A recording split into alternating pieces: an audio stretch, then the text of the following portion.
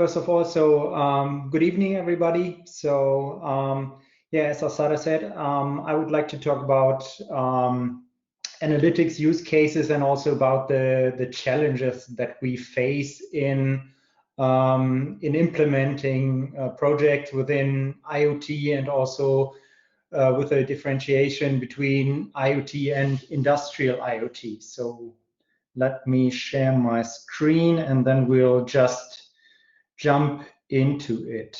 Give me a second. Whole screen. And I think here we go. So first of all, as we are not so many people right now in the room, if you have any questions, please don't hesitate and ask right away or write into the chat window. I will look onto another screen from time to time and try to answer your questions as soon and as good as possible. So first of all, some things about myself. So my name is Hendrik Nieweg. I'm VP of Solutions at Device Insight. Been with the company for roughly 13 years now. When I started at Device Insight, we were quite a startup, focusing only on IoT and industrial IoT. And I was, I think, the seventh employee at Device Insight. Now we've grown to roughly 100 people. So I've seen the company grow and grow over the last couple of years. Quite a success story, and I'm very honored to be now within the management team of Device Insight and responsible for the solution management part. So basically what we do is we are supporting our sales staff in pre-sales engineering and consulting. And I've also got the responsibility for after-sales support of our projects. My background is in mechanical engineering. Studied at University of Paderborn, and I focused on in computer science right away when studying, and went into consultancy right away, and then I worked as a freelance consultant for Device Insight when I started, and after that I moved to Munich and joined Device Insight. And I'm frankly quite happy to be in Munich and work in this very, very interesting environment of industrial IoT. Who are we? What are we doing, Device Insight? As I said before, we are a Munich-based company focusing on IoT and industrial IoT projects and solutions. We've been working with various big companies from Europe or all around the world, but with a European focus for the last couple of years. And we started working together with KUKA, I think roughly 5 years ago, and we saw there was quite a huge fit between KUKA as one of the world-leading manufacturer of industrial robots and the capabilities of Device Insight, because KUKA is really on the forefront of robot technology, and we are providing IT solutions, IoT solutions for KUKA, and together we are a very good team in Industry 4.0. So this is I think one of the big things that we achieved over the last couple of years to really join. And roughly 2 years ago, KUKA bought the shares of Device Insight, and now we are 100% part of KUKA. We are doing quite a lot of projects within KUKA and for KUKA company or KUKA customers. but we are still our own company and supplying our solutions to other companies as well. So I think what I would like to talk about now is IoT in contrast to IIoT. Is there a difference, or is there no difference at all? So when we started, and I think a lot of companies within IoT, they start with classic IoT. And I would like to talk about what this really means. So if you are thinking about IoT, what you're doing is you are building vertical solutions for specific use cases. So for example, if you want to build a solution for forklifts, monitoring of forklifts, for example, then we'll just look into the use cases that are corresponding to data from forklifts.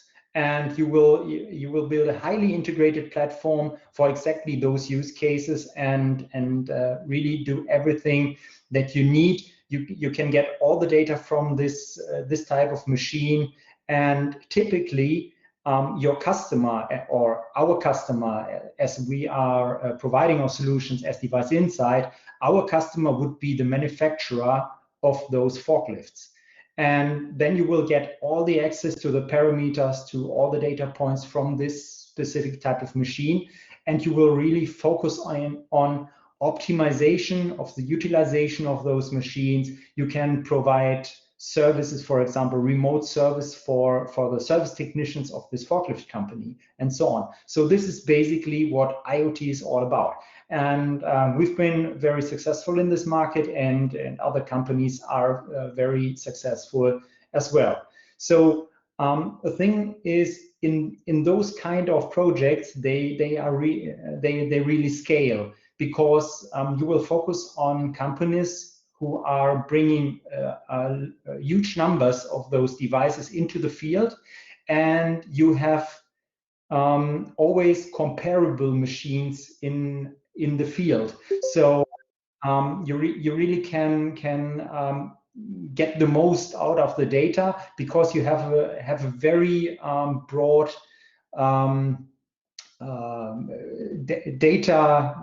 data set, data volumes. You can really build a lot of huge amount of data and then start analyzing this data. This is what IoT is all about, and a lot of projects are very successful in this domain.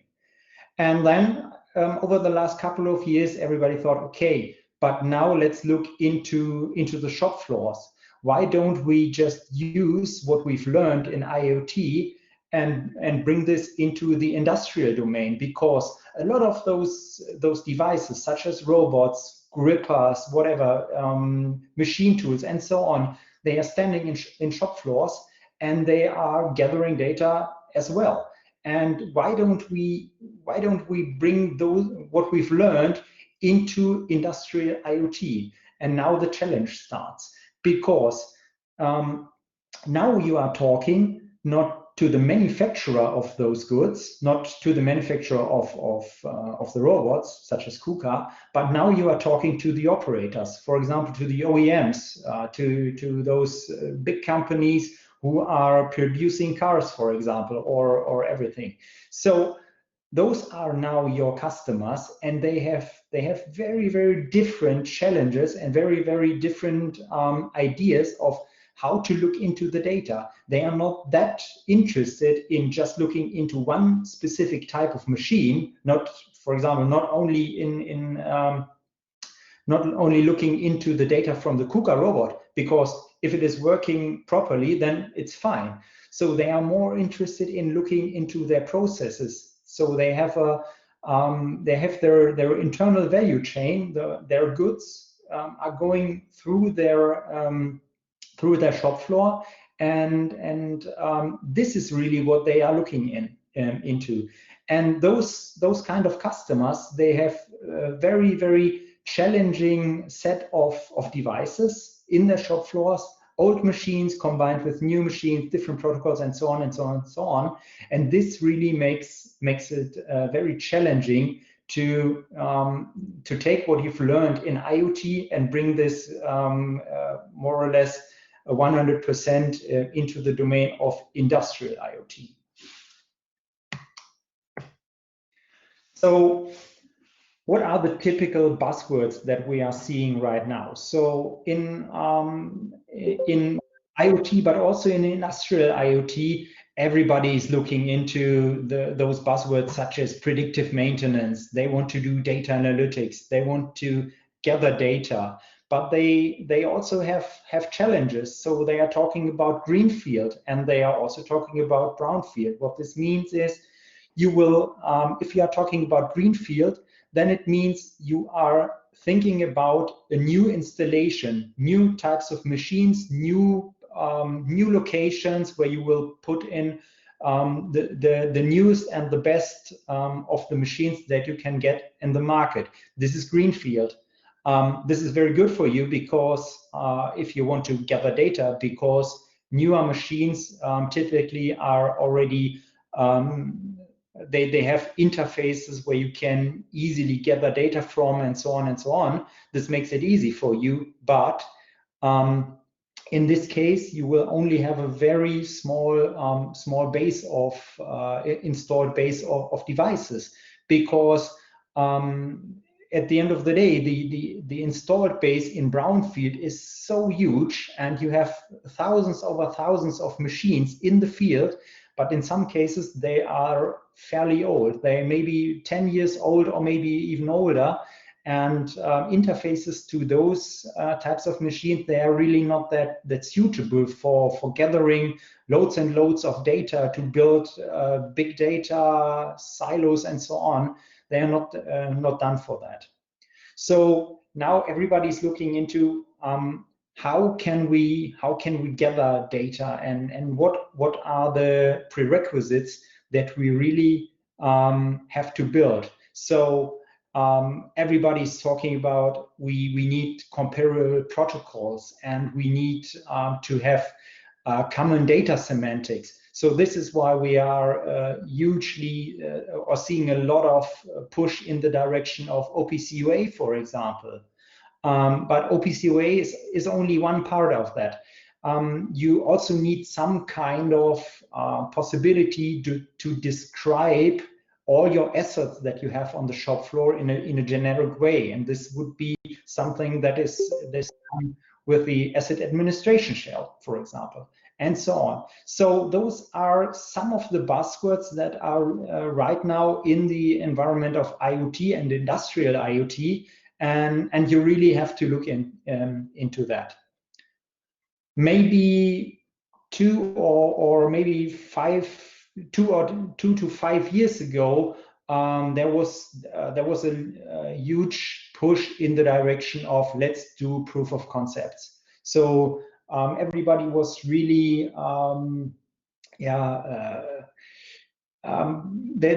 everybody was very ambitious and started to connect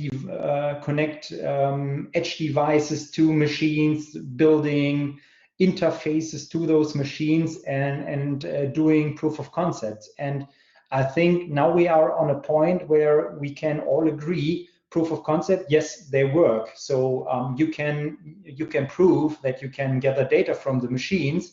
Interfaces are available. Maybe the implementation costs are high, but you can gather data. But nowadays, the people who are responsible are more looking into, does it really make sense for me, and do I have the proper use cases? And also to those use cases, do I have proper business cases? And this is now more switching this whole discussion more in the direction of proof of value. And this is what we are seeing at a lot of our customers. They are no more looking into technical solutions and technical feasibility, but more on a business case feasibility as well. To show you what I really meant with heterogeneous landscapes and challenges on a platform. So if we see who are in the market right now, so in the bottom line you see those IT software giants and big houses such as IBM, SAP, and so on, and the Microsofts and Amazon and so on. They are all providing software, they are providing platforms and so on, where you can build IoT solutions, data analytics platforms, and so on. So they have all the tools already available. On the right side, you see companies that are providing special IoT platforms. So some are building upon those IT platform providers, others are building their own environments. But anyway, down below you see typical providers of machines. So and everybody and all of those companies, they are all looking into, we don't only want to build machines, but we want to bring additional services into the markets. And then we have also the manufacturing execution systems provider who are also in the market, and they say, okay, what you are doing with IoT platforms, this is something that we can provide within our MES systems as well.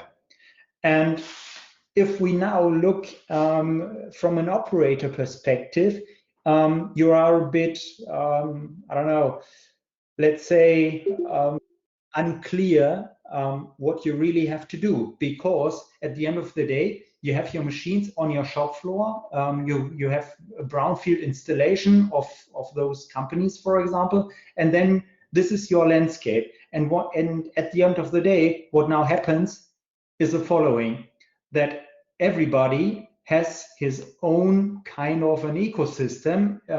Some of the companies are working together. Maybe, for example, KUKA is working together with Microsoft and AWS. And the next one, Trumpf, for example, they are providing their own IoT platform, and so on and so on. And this is really the struggle and the challenge for operators.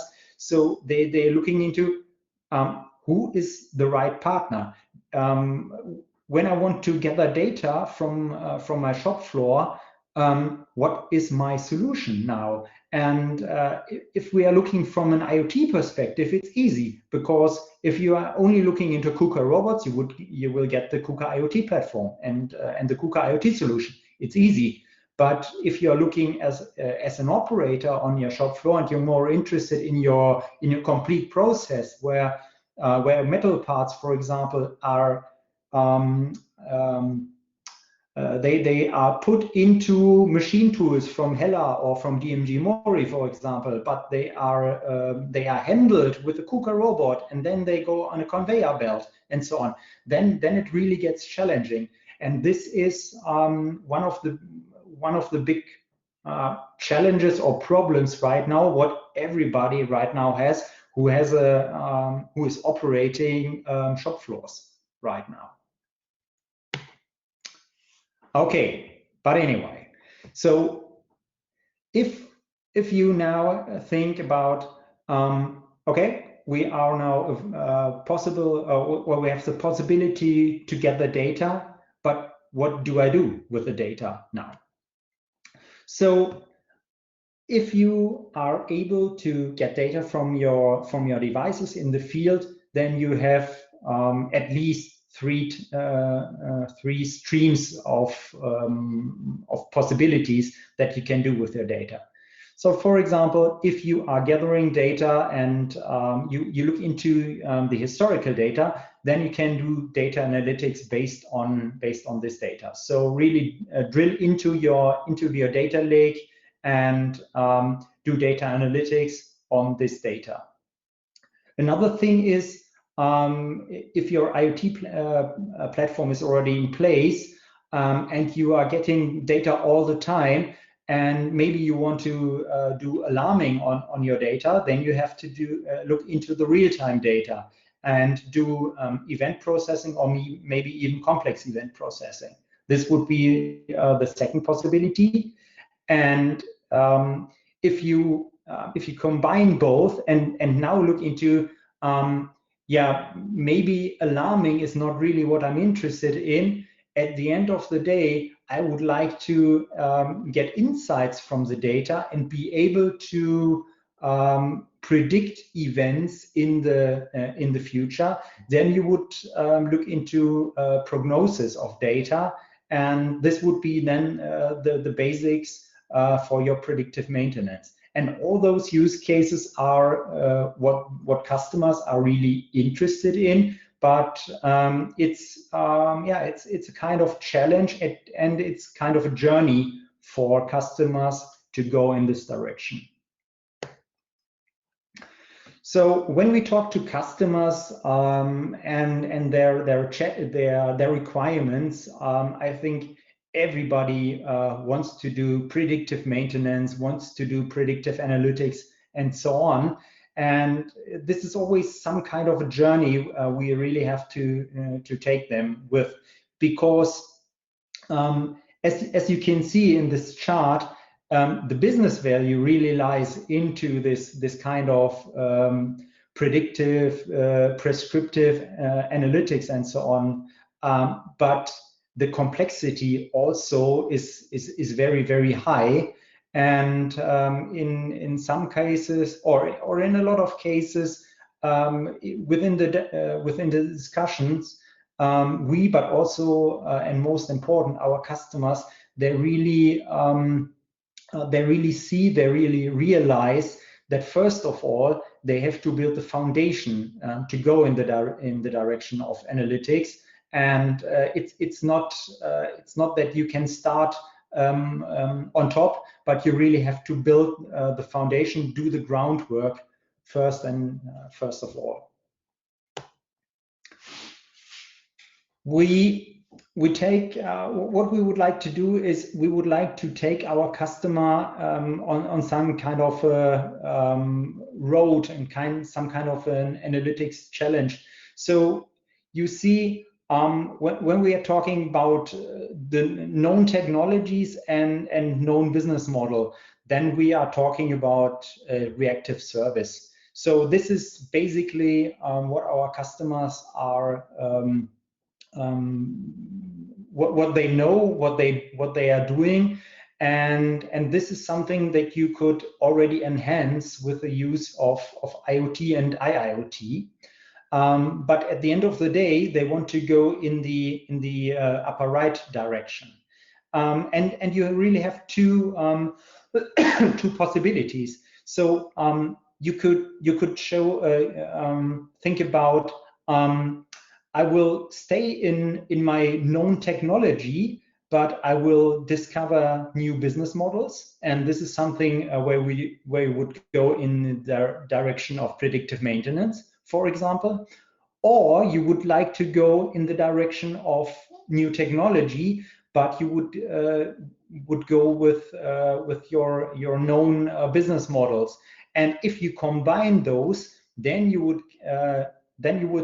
achieve at the end of the day this what colleagues of mine called proactive maintenance. So this would be the goal at the end of the day. But from our perspective, and this would be a huge advice to everybody who's in this domain, take one step at a time. Don't try to jump from reactive service to proactive maintenance, because there are some steps within between, and the chance of failure is fairly high.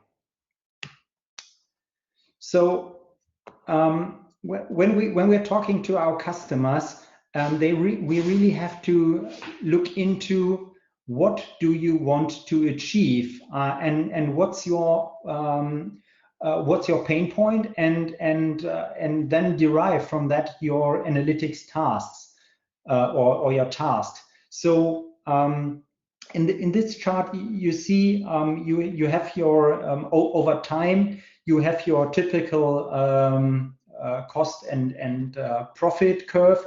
So first, when you start implementing or start using a new machine, for example, then it costs you a lot of money, and then afterwards the usage of the machine gets better and better. So the utilization of the machine rises, and then the machine starts to build huge profits within your process. And what you really don't want to have are those unscheduled outages, because they really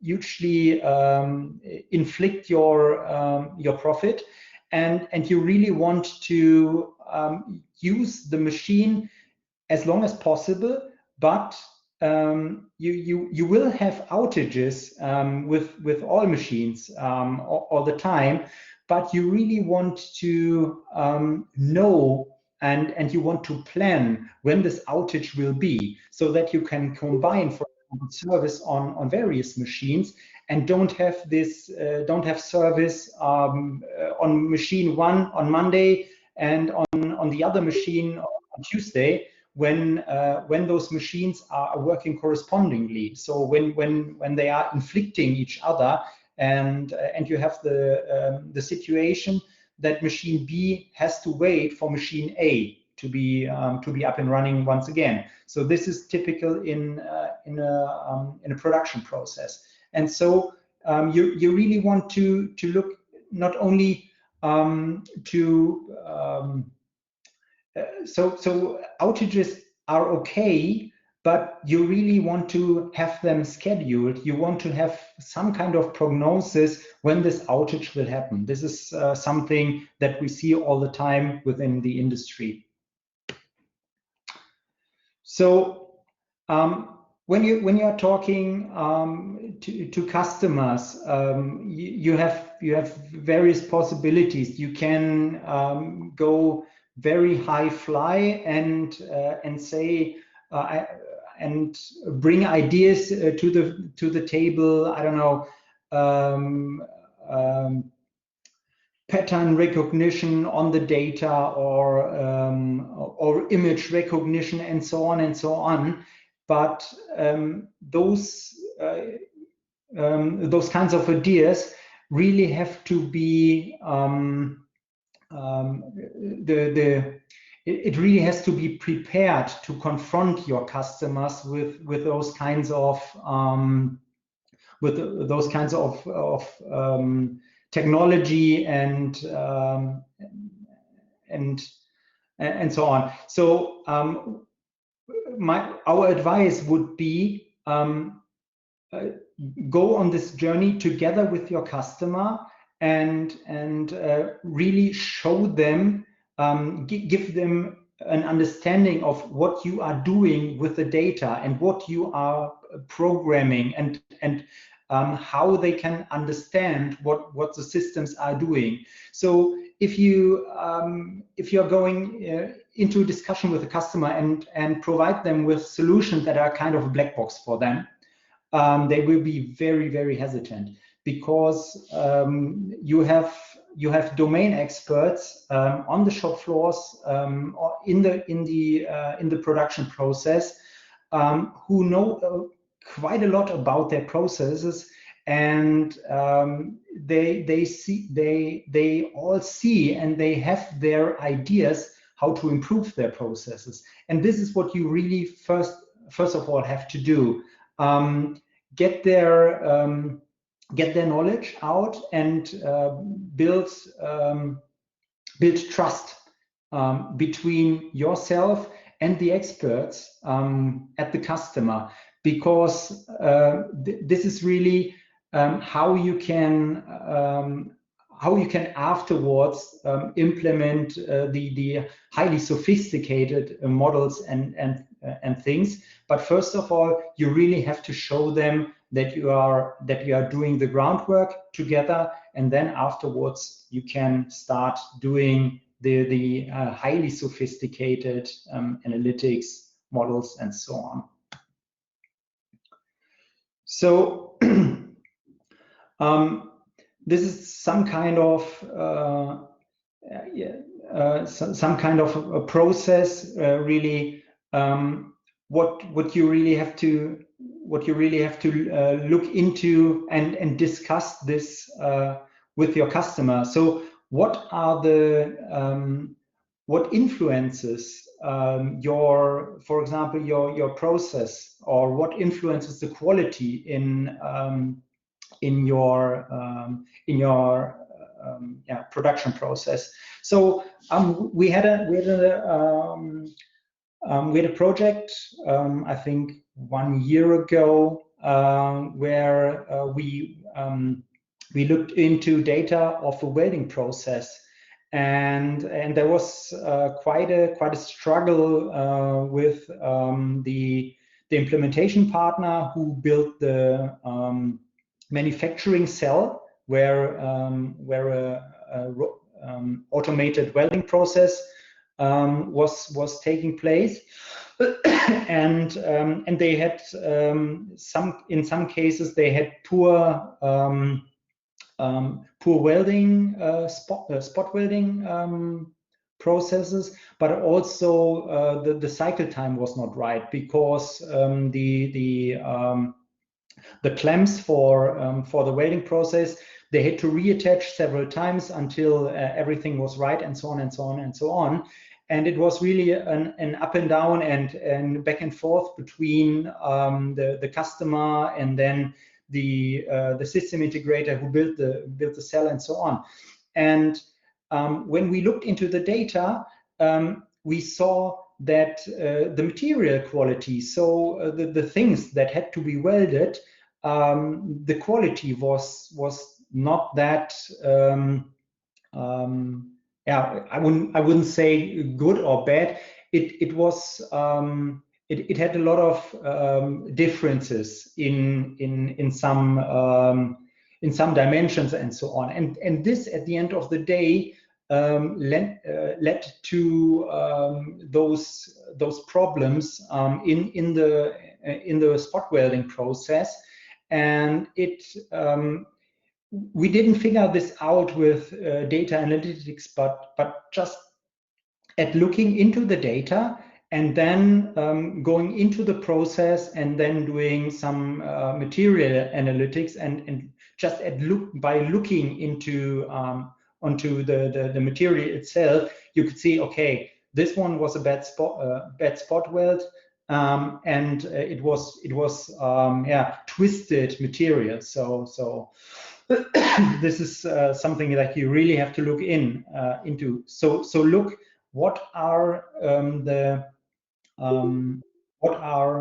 possible indicators for your processes that you want to analyze, and then see what you can do with that.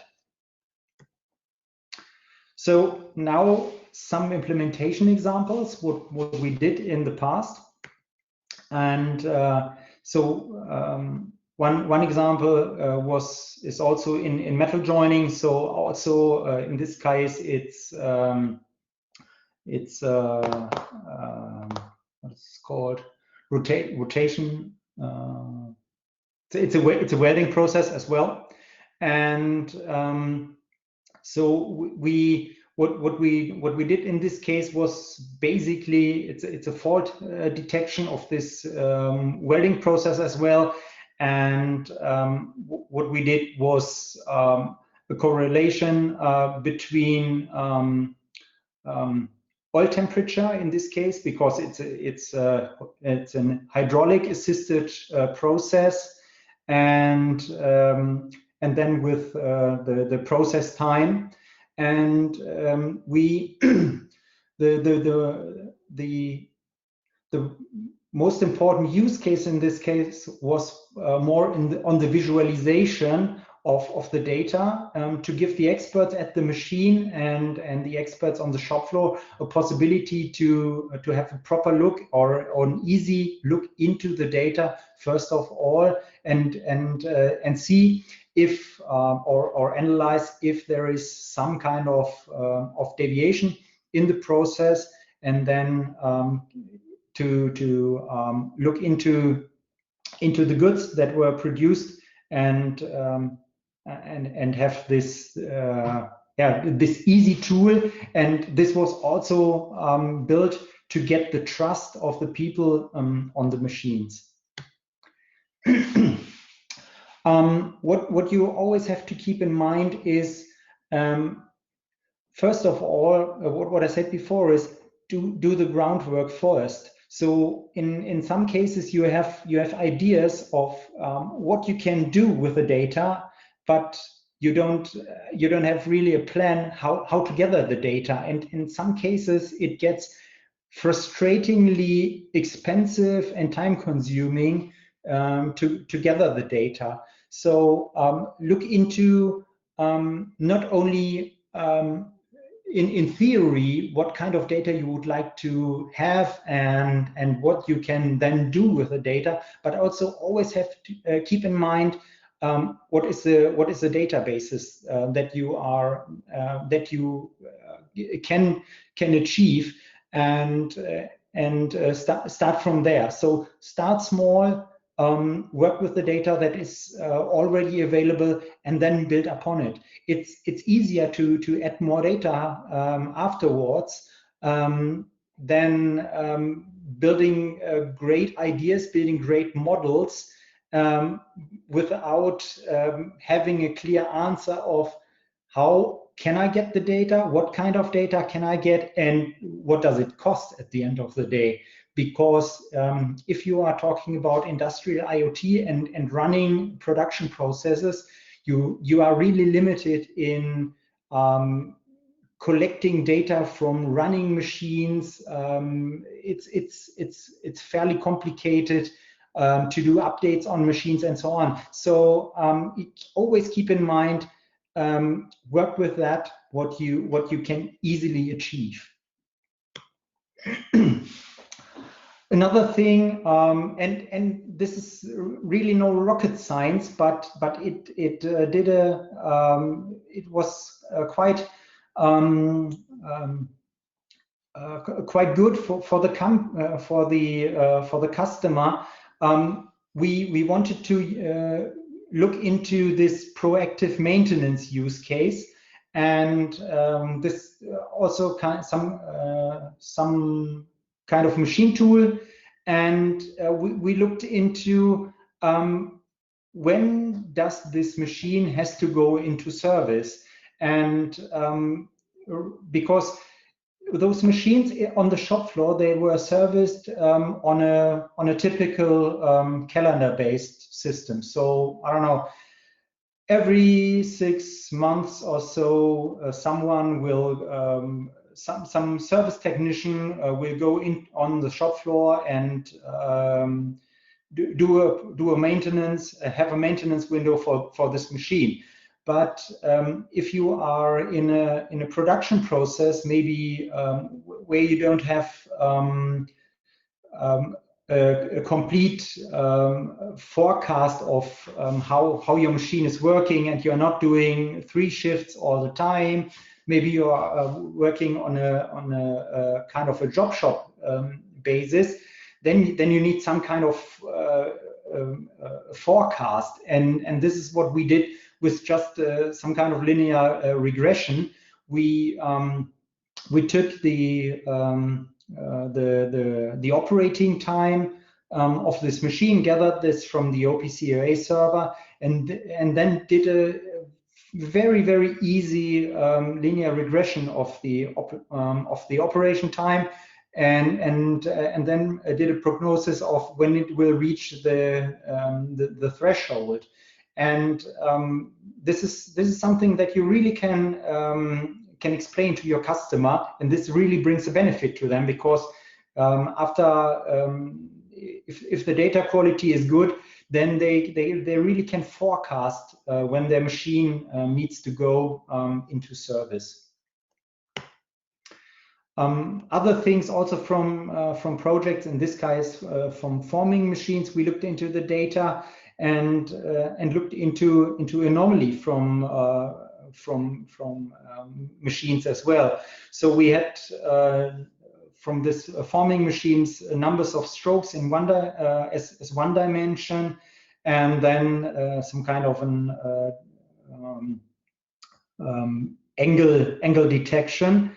And this was also something where we could find anomalies and then afterwards detect or notify on this anomalies, and this brought benefit for the customer. Same, no rocket science in that, but those are use cases. There are several of those still in the field, still available. You don't have to bring the latest and the greatest to the customers, but really look into what is available right now and what does the customer want to achieve. Another thing, I think this is an inspection application where an optical inspection machine where we also did anomaly detection based on the data. So was also possible to find anomalies and provide this information to our customers. And last but not least, some of the machine learning algorithms that we are currently working on, and what my colleagues in the development and the data analytics team, what they are discussing with our customers when we are facing analytics use cases at our customers. And when I said what we are discussing with our customer, this is something that I really want to stress. Talk to your customers, gain their trust, discuss with them on a high level, but then really dig into the details, because only if you have their trust, only if you can get their domain knowledge, then you really can try to understand the use cases, you can understand the data, and then you will get the best out of that. So, as a summary, as I said before, really understand this as some kind of a journey. First of all, and start. Maybe if you have ideas in the top, but I understand that. But first of all, start at the bottom. You really have to look into get connectivity to the machine, and don't try to spend as much so much time in this bottom part, because this can be very time consuming and then also very costly to get the data. But this is something that the customers are not really looking into this, so they are not happy to pay the price for that. So really look into what are the smart possibilities to get the data. Team with partners, for example, who are very familiar with that. Look into who's on the market and get help from that. Don't struggle with the lower part. If you have achieved then the connectivity, then really look into the low-hanging fruits within your customers. Gain their trust and show the first use cases, show the first success stories to your customers. Even if you want to achieve the top level, the machine learning level, first of all, gain that trust, gain the first use cases, and get the first success with those kind of low-hanging fruits, even if it's a bit underwhelming, maybe. Then in the next phase, really build your automated rules based on the knowledge of the workers, of those process experts on the field. Get their knowledge, get their domain experience and bring this into IT or IoT rules within your software, and take it from there.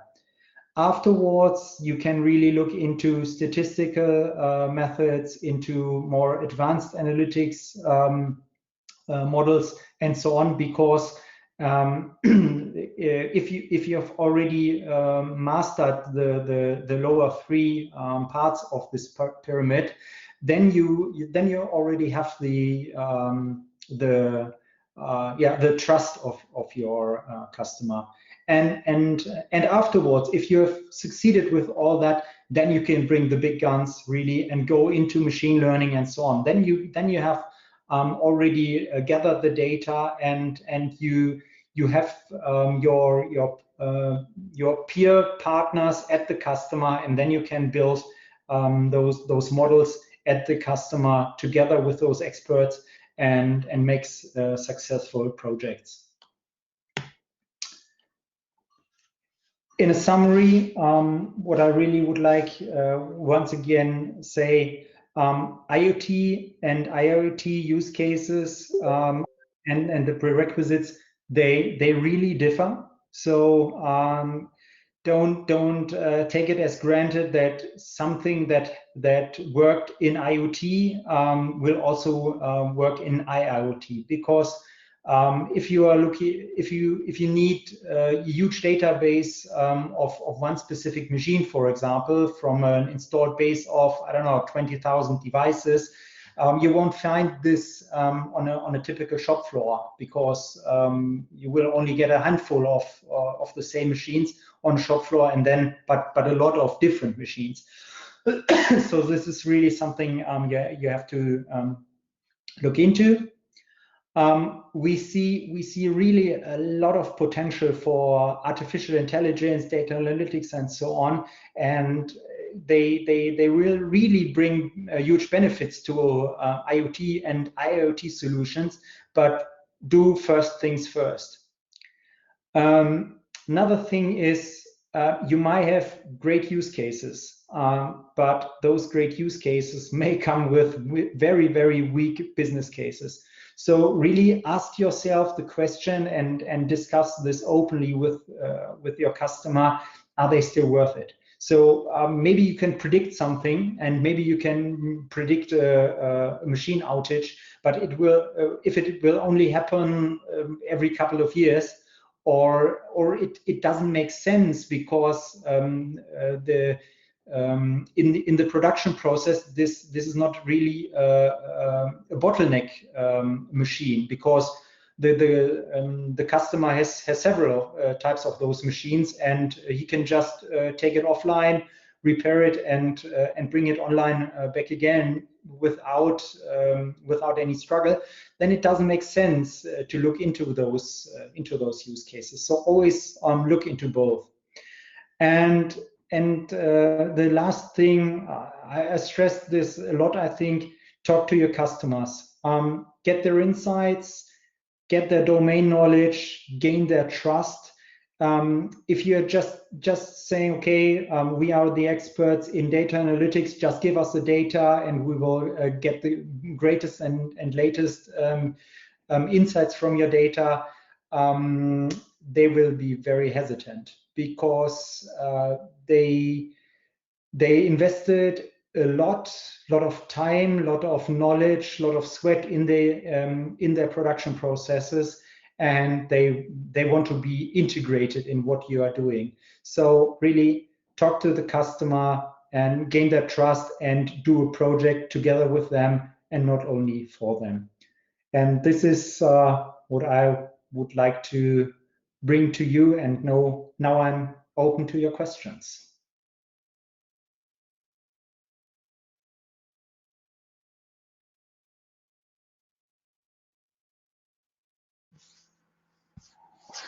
Yeah.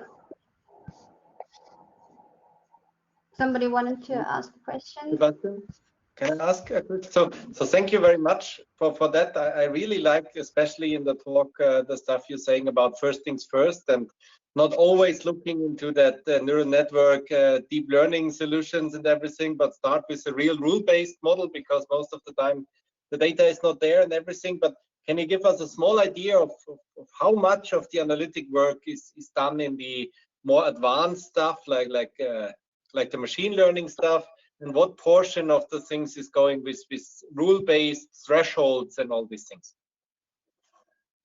So it's we see both right now. So we have special specific use cases for example with image recognition for gripping processes, for example, where a robot has to pick something from a bin, and he really so the algorithms have to see what is within the bin and how do I pick something like that. This is still more on this very advanced level. We see use cases for that, but those are very specific use cases right now, and a lot in IoT and in IIoT is more on the ground level. So thresholds, easy rules, a bit of complex event processing. This is right now where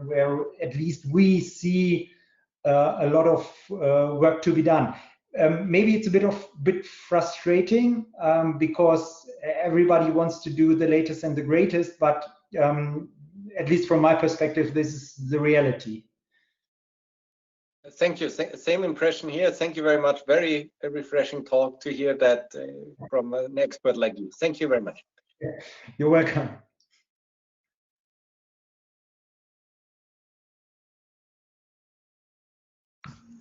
Yeah, very good point. From my point of view, normally most of the machine learning models that we have are just fine to solve most of the problems we have. And I myself really like deep learning, and many people are always like, yeah, but we don't need deep learning for most of the things, which is exactly true. Deep learning is there to solve complex problems and complex data, but usually, like you said, just linear regression, whatever, classification, they're just fine. The complexity comes from other points, like gathering data and having good data. Exactly.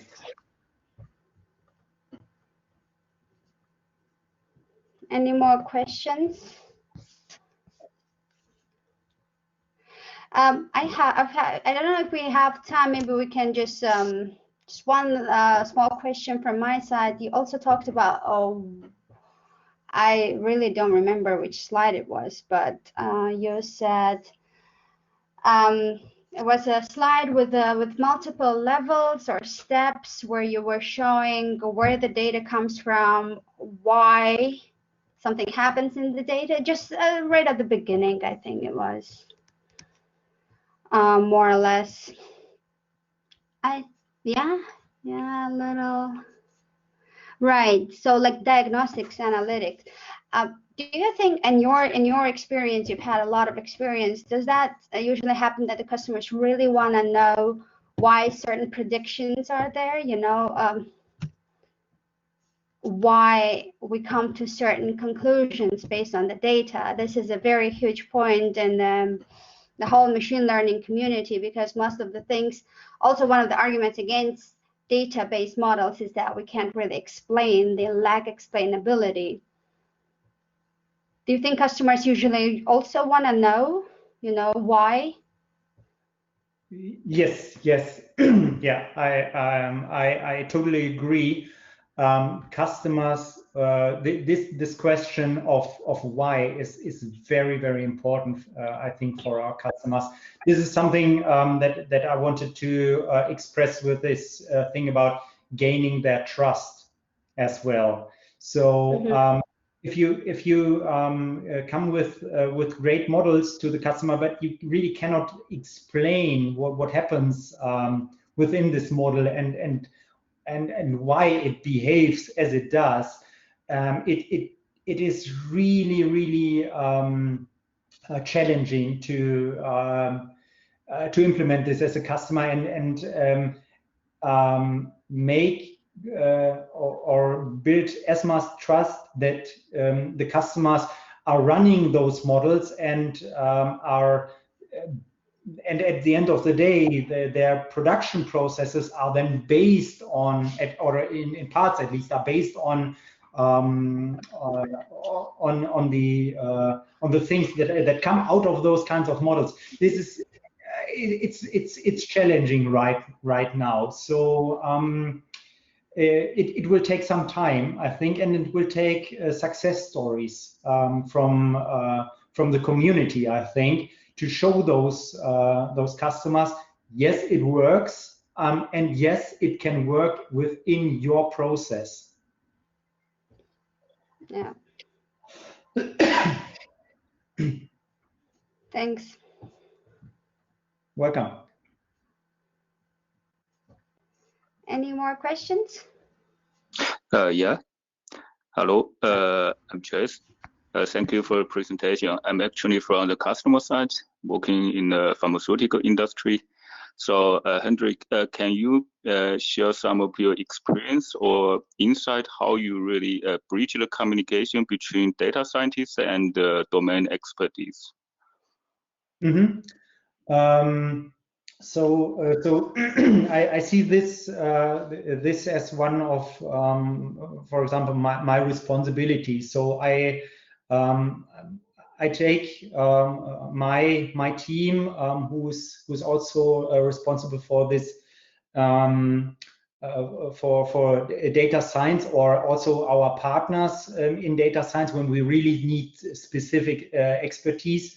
And then we do workshops and more or less work together on this kind of a pyramid. So and even if it's not that relevant for the data scientists how to gather the data from the machine, we really have to work together on that. So that everybody sees the challenges that you have in this kind of project, and yeah, and then you have to translate between the requirements from the data analytics side, but also from the given situation at the customer. So this is yeah, it's a lot of discussion, a lot of getting to understand each other. But I think it's necessary to do this with your experts. Thank you. So I would say build joint teams. This is something that I can really give as an advice. Do cross-functional teams with data scientists, but also with the engineers who are more looking into how to get the data, and then also bring in the domain expert. This is what we did, for example, at KUKA. So bring in data experts, but also bring in the experts who know the process, and then they will find a common ground, a common kind of base for discussion. Mm-hmm.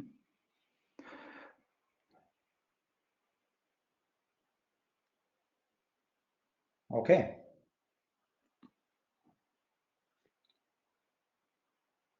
Any more questions? Otherwise, I think we can hand over. Hi, Hendrik. I have a quick question. This is probably in continuation to the person who has asked question previously.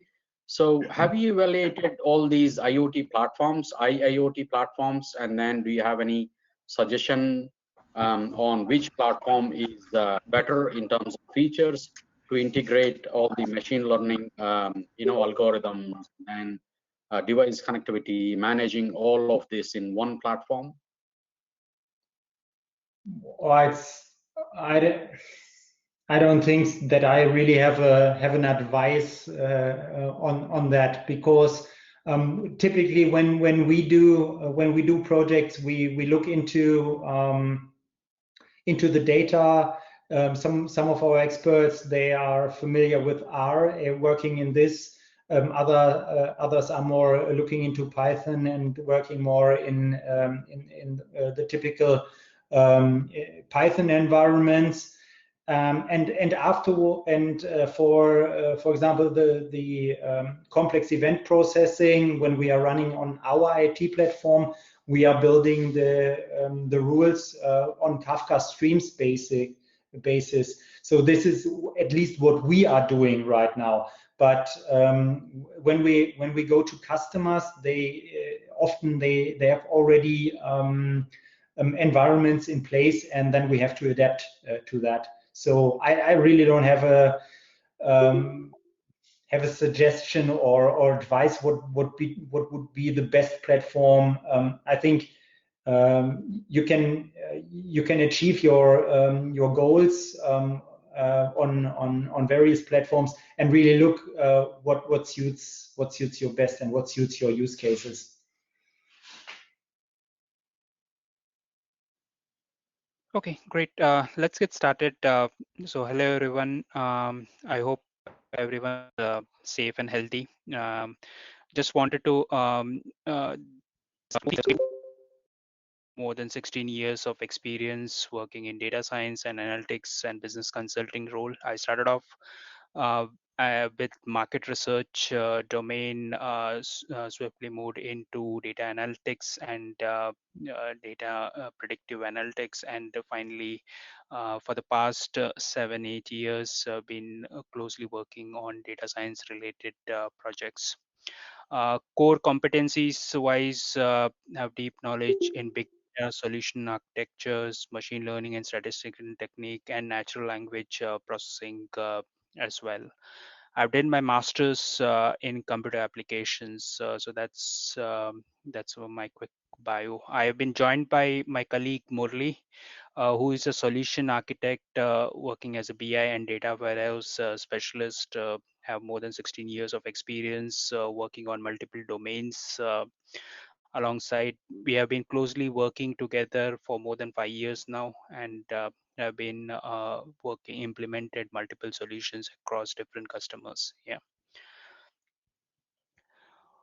So what we are going to talk today, it's primarily we will be focusing upon these agenda topics right through the current challenges faced by uh, the COVID-19 crisis, how the providers and patients are challenged by different way of working, so to speak, navigating through this particular challenging situations, both from a provider and a patient perspective. Addressing the challenges through remote patient care, will briefly talk about what is the approach that we have seen and implemented across different customers around these. We'll briefly talk about a typical solution architecture surrounding the addressing of how the remote patient healthcare platform we have implemented, and some of the learnings that we have borrowed from some of these implementations. Talk about a select set of use cases around both from a patient triaging perspective, as well as from a provider perspective, as well as from an overall architecture IoT perspective, how these are coming together to provide a remote patient care. Finally, we'll also focus towards the key benefits and the engagement model. Um, uh, I would request, if there are any questions while we go along these topics, feel free to intervene and ask questions. Would be happy to address those as we go along. Okay.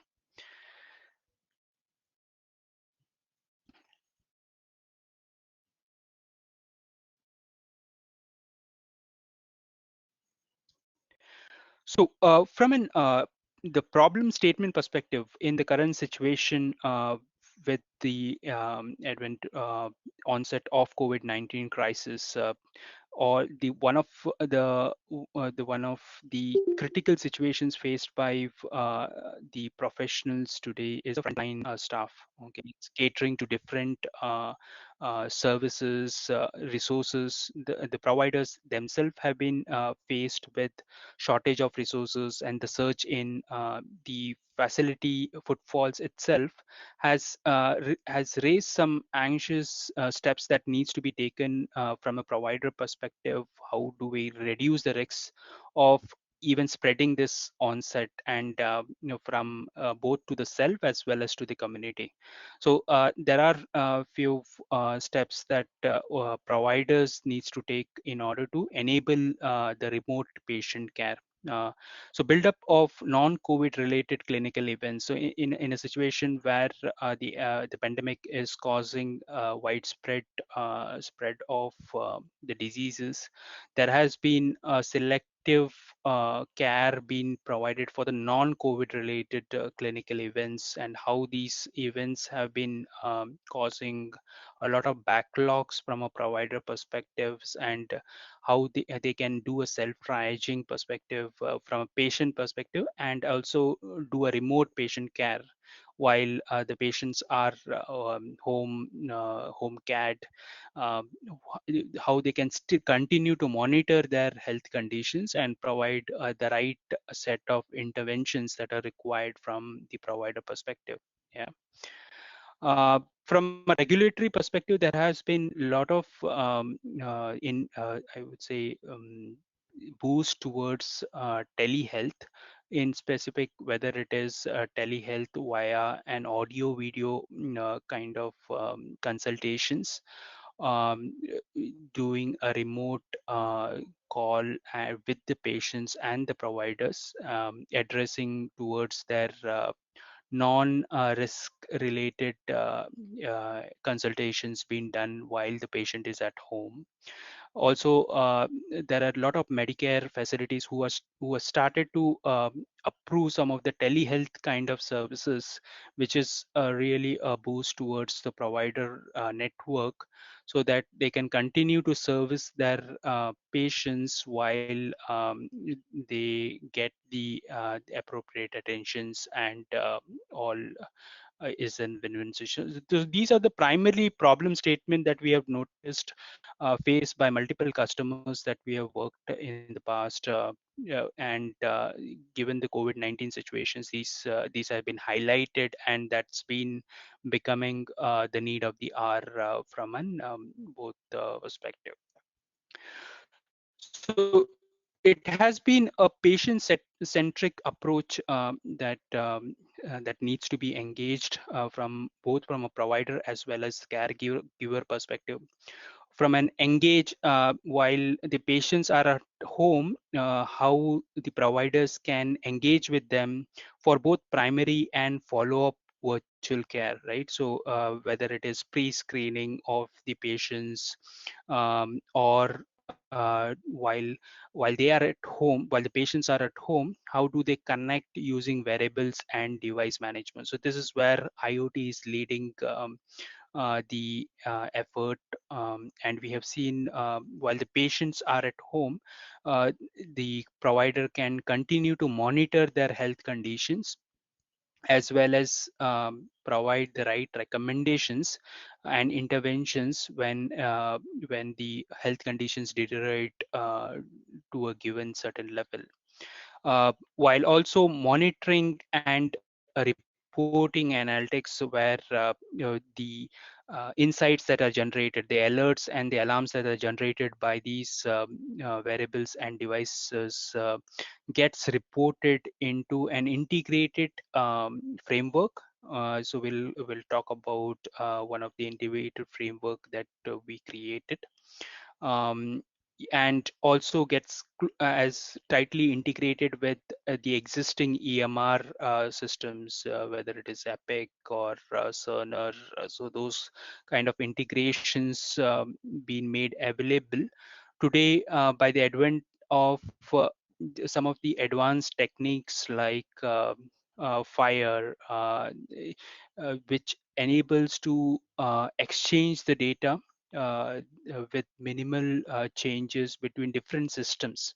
So this has been the one of the leading effort from the technology standpoints, where data exchange has become more, I would say, structured in a sense, while exchanging information related to patients across providers. From an intervention perspective, enabled by this digital monitoring systems, the provider themselves are alerted and keep informed when a certain patient's requires an immediate attentions. So, and what are the interventions that are required from a caregiver perspectives. So these are some of the primary conditions that are driving the provider as well as the caregiver networks to enable the whole engagements towards the betterment. Yeah.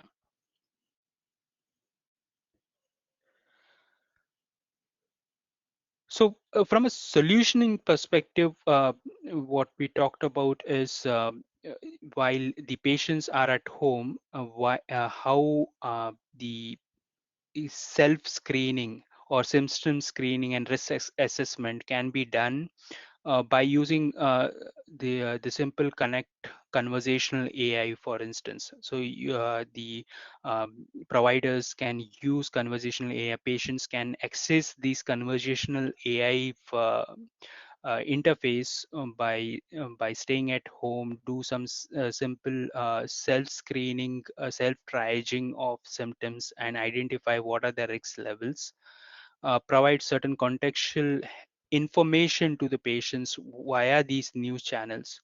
Prioritize the patients as well based on their or self-triaging that has been done using these new channels of integration. So these are one of the important steps towards identifying who are my risk patients, whether they are in high, medium, low risks, and directing them to the appropriate information is going to be the critical information. So for instance, to just give you an example, for patients who are in a high risk category, so these you can directly initiate an appointment being created on the behalf of the patients with the respective care provider, and you can even initiate the nearest provider locations as well as the next actions that are required.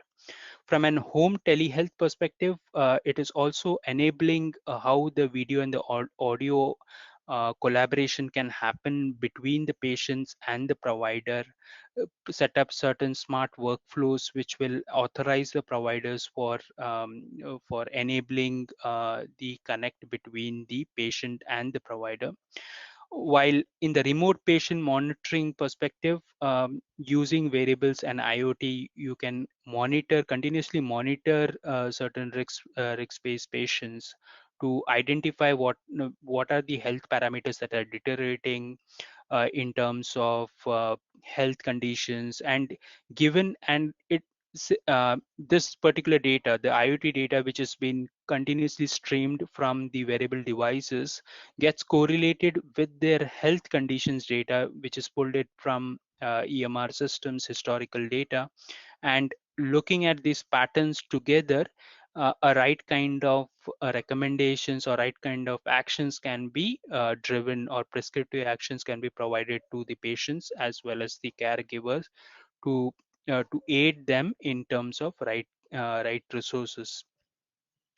From even in the post-discharge scenario. So for instance, if a patient is hospitalized and he's discharged, you can continue to monitor the patients while at home, and he doesn't have to report for follow-ups within the providers. Using the same technology of EMR as well as IoT, you can continue to monitor and provide medical adherences, whether the prescriptions which were given, or diagnosis plan which was given to the patients have been followed? Is there any improvement, or the health condition has deteriorated? Those kind of conditions can also be monitored using this. Yeah.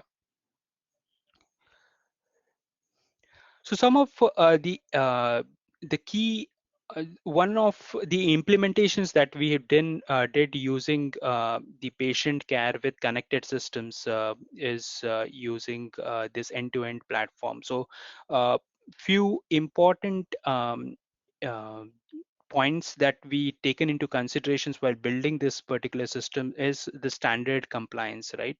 So how the data is getting exchanged between different systems using Fire. So Smart on Fire is one approach where we can exchange data seamlessly between different systems. So here on the left hand side, you have the integrations with different EHR and EMR systems.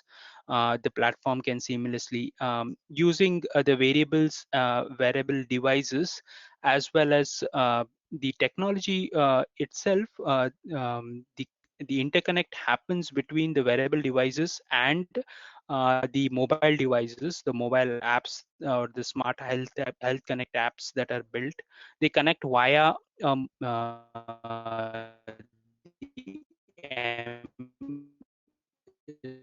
the standard MQTT protocol in order to exchange the information with the IoT using the simple technique like Bluetooth and Wi-Fi, where the devices get connected with the mobile smart devices, which exchange information with the IoT platform itself. From an scalability perspective, all of these components are built in a containerized fashion so that it can scale up and down based on the impulsive load on the healthcare solutions. While each of these components can be deployed and hosted on Kubernetes as well. So this is one implementations which was done using Google Cloud Platform. However, the components are built in such a way that these are cloud agnostic and can be deployed in any of the leading cloud platform environment. Yeah. So what it means from an environment perspective, it directly comes with an HIPAA compliant solution, as well as compliant with all of the GDPR privacy protection laws as well. And also an end-to-end encryptions is performed using the platform itself, where no patient data is exposed without being encrypted, and the informations can be protected by both customer supplied encryption key, or it can be these platform supplied as well. So that's where and each of these activities get auditable, so that it becomes very important from a regulatory perspective, how this whole information exchange and monitoring becomes monitored. So from an streaming perspective, the data gets continuously streamed. So one of the examples that we worked on and would like to highlight over here is the customer wanted to monitor the progression of type 2 diabetes, the type 2 diabetes patients to chronic kidney disease. So in this particular case, there are selected set of patients, right, for whom they wanted to monitor this particular condition. So primarily the data sets that were used for these specific set of customer is diagnosis related data, so which you can easily find from the EMR data set, and how you can correlate that data with the vitals information that was collected via these wearable devices, and correlate that informations along with the demographic, as well as the uh, di- uh, the the drug data. Okay, so what are the drugs that were provided to the customers, to the patients, and how this information was essentially driving towards their progression from type 2 diabetes to chronic kidney disease. So this information was gathered in such a way that this historical data, which is more was lying in one of the EMR systems, was used and correlated with one of the event related data, the data flows, and finding the pattern in terms of whenever a certain thresholds crossed for a given vital information, for we were identifying what are the risks levels for that specific patients getting requiring an immediate attention from the caregiver. So that was one of the use cases that was implemented using this particular solution. Any questions? I will pause here. Any questions so far?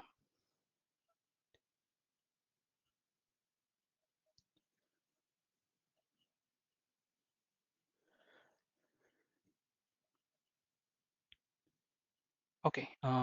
So moving on to the next particular slide, these are some of the select set of use cases that we have worked right through healthcare intelligence kind of thing, where a care level recommendations was provided. So identify patients who are likely to develop disease given the diagnosis history, demographic, vitals, and region information. From an caregiver perspective, which are the um, high risk kind of patients whom they want to focus more on, because interventions can be highly costly from a caregiver perspective, so they wanted to focus on more critical patients first. From an anomaly detector perspective, again from an IoT perspective, these vital informations that are collected from patients get continuously monitored, and identifying the patterns for where the patient's conditions has deteriorated beyond a given threshold. And these thresholds can be dynamic based on both the demographic as well as age buckets, as well as what kind of previous diagnosis history the patients has. So based on that, the thresholds can be dynamically selected. So um, around intelligence contextual search, so this is one of the use cases that we have worked, where we look at even in the COVID-19 situations, there are a lot of research related papers that gets published on a weekly basis. So, and going through these research papers to identify what is the optimal diagnosis given a patient conditions gets dynamically changed, and it becomes literally very difficult from a provider perspective to keep pace with this kind of huge onset of information, right?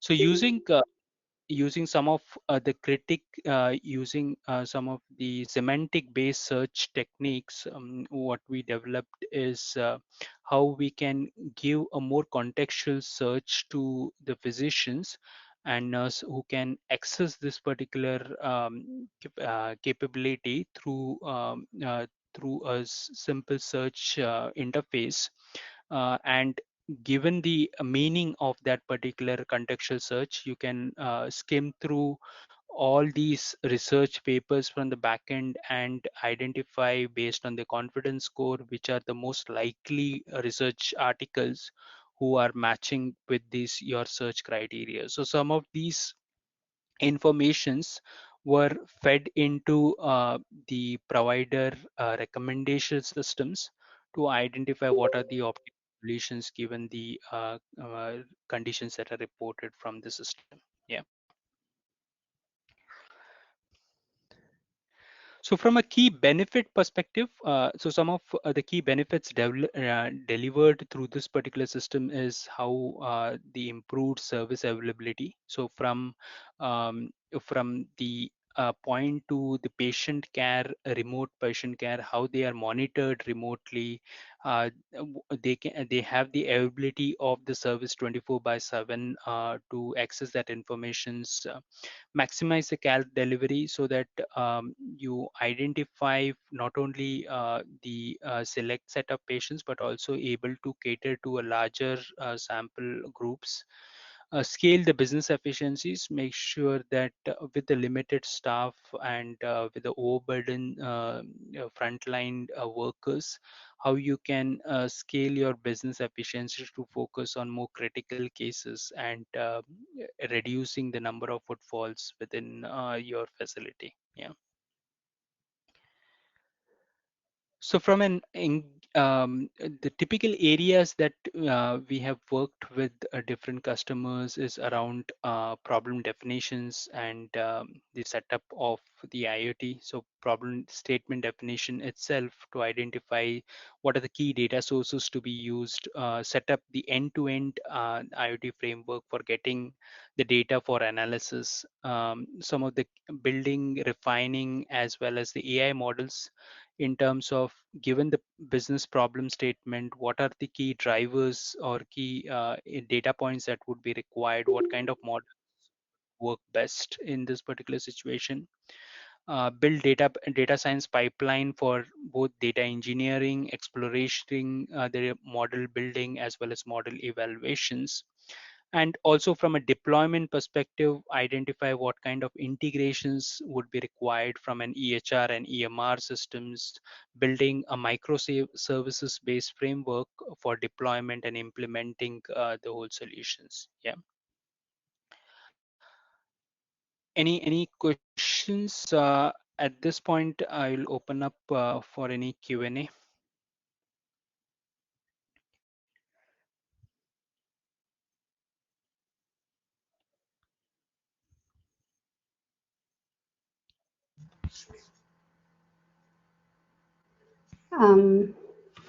If nobody else has so far question, I do have one question. What wonders me a lot in your talk or in the situation of the COVID-19 is also the first talk, and we all talk a lot about the domain knowledge and how it is important for us data scientists to actually bring up some solutions, you know. And I just wonder, you know, this COVID-19, it's so new. I mean, and I mean, we also noticed that from the beginning on, nobody really knew anything.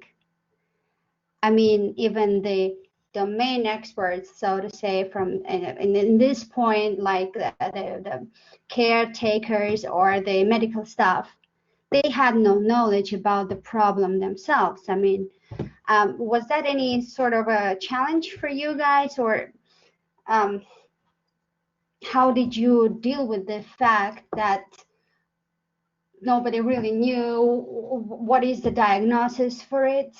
What are the most critical points where the patient is has to be in a critical situation or whatever, you know? Did that cause any challenges? Absolutely. So that's a very good point. From an analysis perspective, it became very important given the COVID-19 situation. The information was evolving overnight, right? And as we progressed, new symptoms was arising, new diagnosis was getting published, and so these kind of informations and we looked at some of the primary sources which were publishing these informations, primarily around the likes of WHO and information streams which were closer to WHO, right? And looking at the domain informations which were residing in this were important. The second source of information is the provider themselves who were closely working with the patients itself. they were also reporting certain different situations. So those were the primary sources of information for us to work with. But yes, I agree. As we speak itself, the information was pretty much scattered, and bringing the right informations together for analysis was one of the challenges. Yeah.